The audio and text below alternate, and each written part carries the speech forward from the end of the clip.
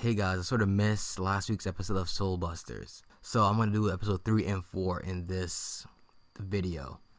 The first thing that caught my eye in this episode was when the Lord is defeated, all their memories struck, the entire ordeal is erased. So I'm guessing that's one of the reasons these battles are kept mostly unknown to the general public, and why the MC didn't really know anything about it. Also, the damage is done to the general areas after the battle, and how does the public really see these things? Like, do they view them as natural disasters, like a gas explosion, like what? And if these civilians see these, mythical or historical figures doing battle and stuff, are they silenced or like what? I hope they explain that more.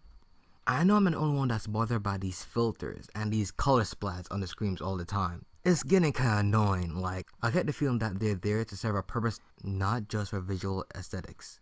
I don't know, maybe it's to hide, maybe some poorly drawn scenes or animated cuts.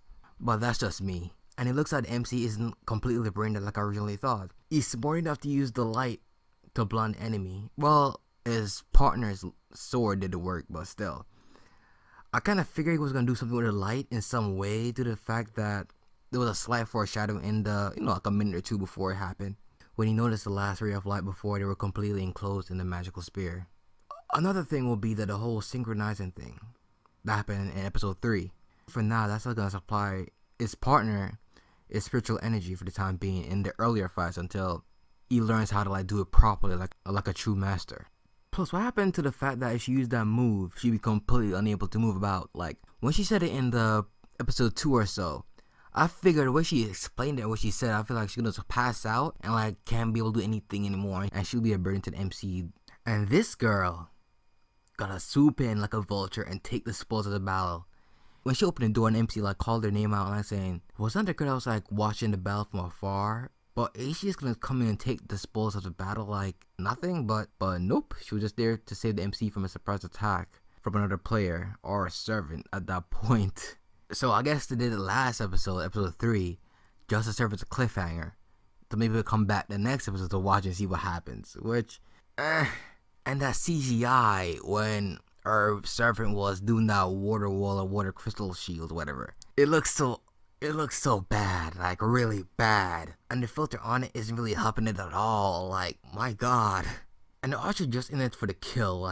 I'm guessing maybe he's not a true general, with the honors and do battle 1-on-1 or something. But I guess his cockiness got the better of him when he trying to attack them when they try to come out the pool again. But before in the previous scene, they jumped in the pool to avoid the sniper's attacks. But because of his cocky nature, he got blindsided by an ass attack out the water or pool. Knowing he'll be there, the attack strike out of nowhere and caught him by surprise, and later on he got a scar and his master saying, you look better this way. Well, I guess that's how it is in that master-servant relationship between those two. While I was watching this, I was thinking, why did she go out of her way just to save the MC?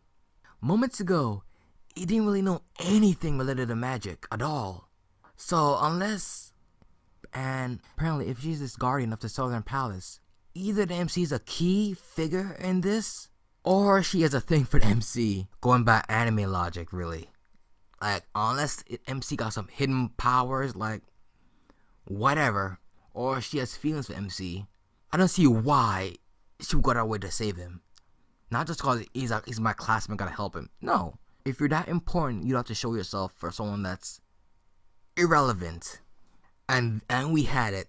The overall, end goal for, the villains or the enemies of the series. Reviving an old kingdom where people blessed with high spiritual energy, aka him, will be the ruling majority. And I'm saying, really, man, that's your big plan.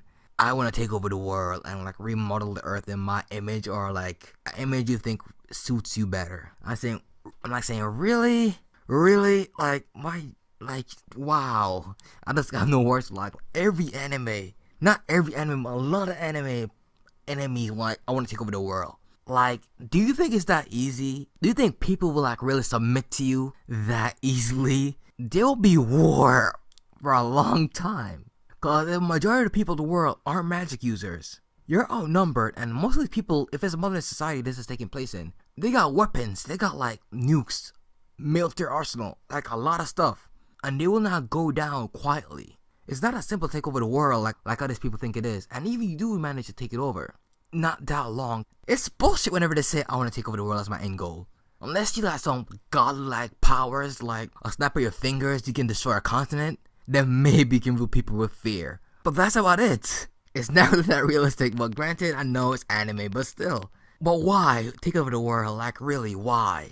And another big thing is NPC pull out a magical ability out of nowhere, which you have to keep in mind, all this is taking place in the same day. So, like, how the hell did he have the ability to, like, do this barrier thing? Which the sensei, which was his previous opponent, did before to enclose them and to make sure they lose, which they did not. But really now, wow, just wow, this is not going good at all. It really isn't. But okay, let's see how this goes. Those are my thoughts on episode 3 and 4 of Soul Buster. My god. This is Cryptic, signing out. Bye guys.